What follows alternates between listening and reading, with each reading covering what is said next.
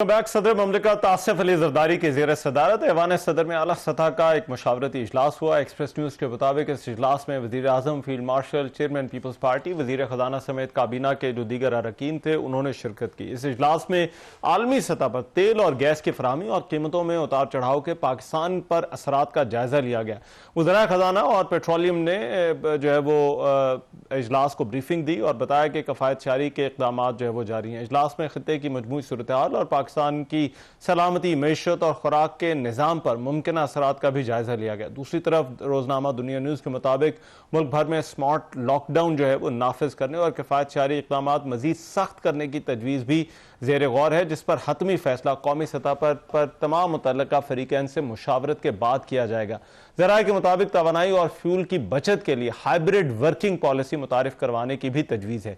साथ ही साथ वफाकी हुकूमत ने मुल्की मालियाती ज़रूरियात के पेश नज़र वफाकी तरक्याती बजट में से 100 अरब रुपए की बड़ी कटौती का फैसला किया। अब ये जो तमाम तर इक़दामात हैं, हमारी मईशत को इस वक्त किन चैलेंजेस का सामना है और दुनिया की मईशतें इस कॉन्फ्लिक्ट से किस तरह से असरअंदाज हो रही हैं, जो अमरीका, ईरान, इसराइल के दरमियान जारी है, इस पर प्रोग्राम होगी। डॉक्टर हफीज़ पाशा मेरे साथ इस वक्त मौजूद है, माहिर मईशत, उनसे इस हवाले से जो है वो मजीद बात करते हैं। डॉक्टर साहब, बहुत शुक्रिया आपके वक्त का। डॉक्टर साहब, अभी तक ये जो 27-28 दिन हुए हैं इस जंग को और जो कॉन्फ्लिक्ट चल रहा है, पहले तो मैं आपसे जानना चाहता हूँ इस कॉन्फ्लिक्ट ने दुनिया की मईशतों को और एक जो एग्जिस्टिंग इकोनॉमिक पैराडाइम है उसको किस तरह से डिस्टर्ब किया है या हिला कर रख दिया है?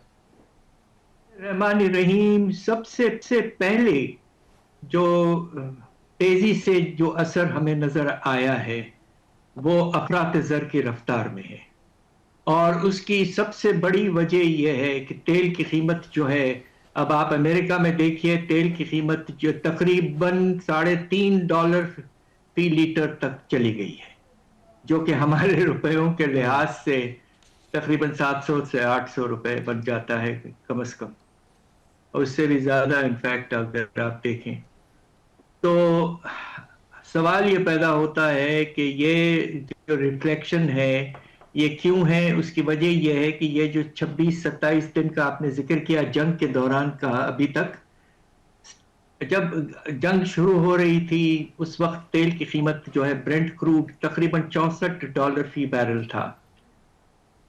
एक वक्त ऐसा आया पिछले 2-3 दिन के ये पीक पे चले गया था $110 फी बैरल, और अब जब से ये कुछ बातें हो रही हैं नेगोशिएशंस वगैरह में के बारे में, तो उसकी कीमत अब तेल की तकरीबन $104 फी बैरल है। तो यानी कि इजाफा अभी भी बहुत ज्यादा है, $64 से $104, यानी कि तकरीबन 70% का इजाफा हुआ है। और हमारे यहाँ भी पाकिस्तान में आपने देखा कि आगाज में हमारी हुकूमत ने तेजी से 55 रुपए कीमत में बढ़ाया आपके मोटर स्पिरिट और हाई स्पीड डीजल ऑयल में। तो सबसे पहले असर जो होता है वो होगा जो हमने पिछले मर्तबा भी देखा 2022-23 में, जब रशिया और यूक्रेन वॉर के बाद तेल की कीमतें बढ़ी थी कि अफरात ज़र पे असर होगा। पिछले महीने फरवरी के महीने में अफरात ज़र की रफ्तार 7% थी। अब हमें देखना है कि जब मार्च का कंज्यूमर प्राइस इंडेक्स के नंबर आएंगे तो वो क्या होगा।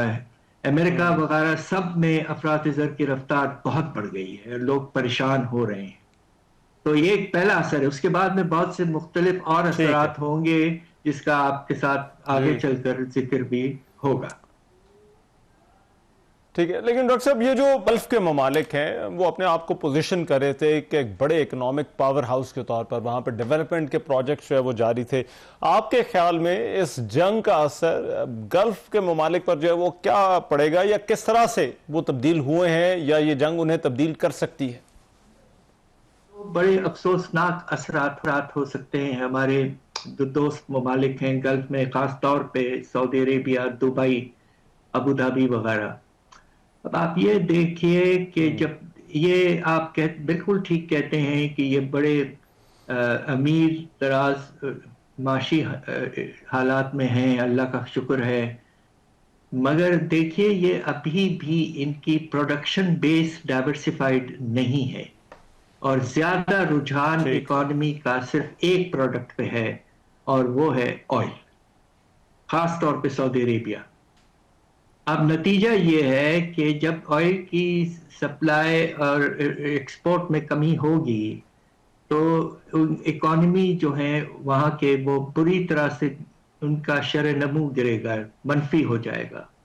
یہ فوراً ایک بہت بڑا خطرہ موجود ہے. ٹھیک.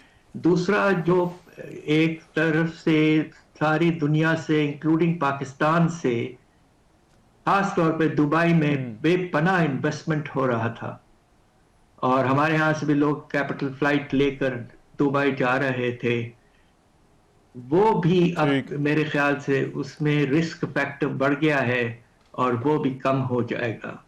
تو اثرات جو ہیں وہ مڈل ایسٹ کے ممالک جو ہیں ان کے لیے افسوس کی بات یہ ہے کہ کافی پریشان کن ہونے کا خطرہ موجود ہے، خاص طور پہ اگر اسٹریٹ آف ہارموز نہیں کھلتا ہے.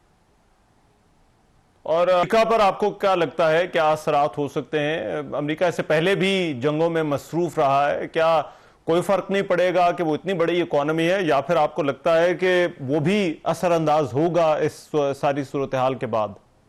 دیکھیے امریکہ کی اکانومی جو ہے آپ واضح طور پر دنیا کی سب سے بڑے اکانومی ہے، اور ایک بڑی انٹرسٹنگ بات ہے کہ اس جنگ کے نتیجے میں امریکہ ایک بہت بڑا آئل ایکسپورٹر بھی ہے، اور ان کو تو اس لحاظ سے ان کے ایکسپورٹ کی آمدنی میں اضافہ ہوگا واضح طور پر.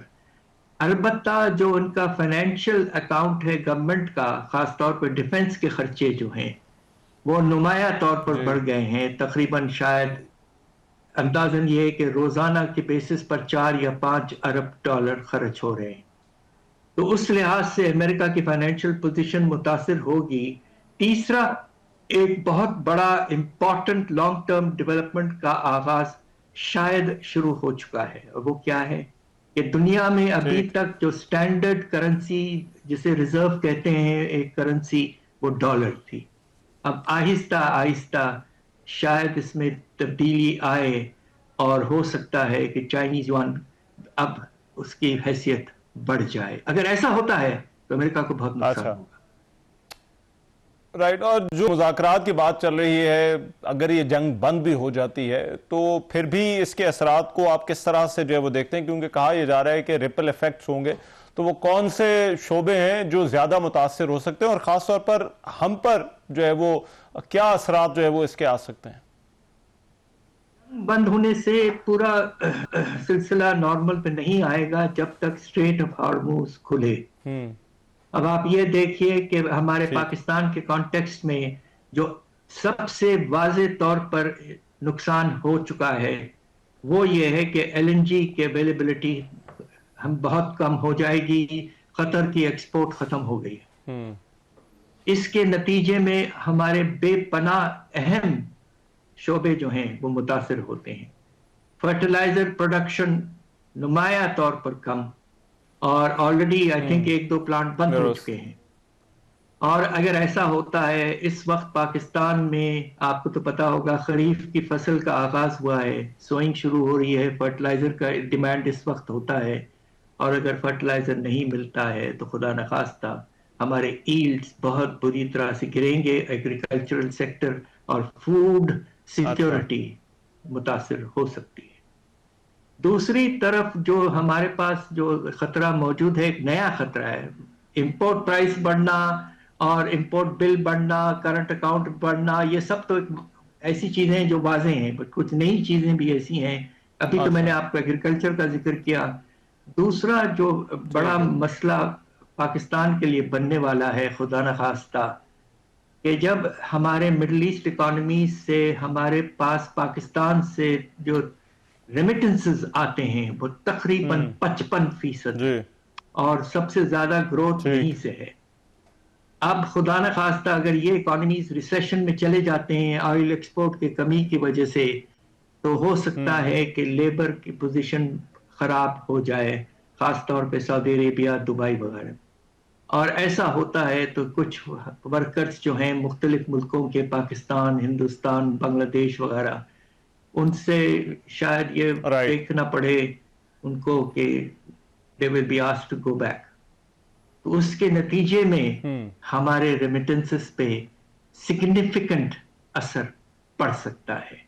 تو اس مرتبہ جو امپیکٹ ہوگا compare to 22-23 will be more diversified.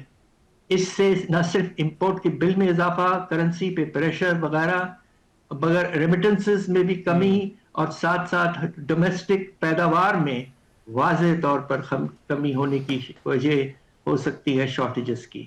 تو دس may turn out to be a worse scenario than what we saw in 22-23.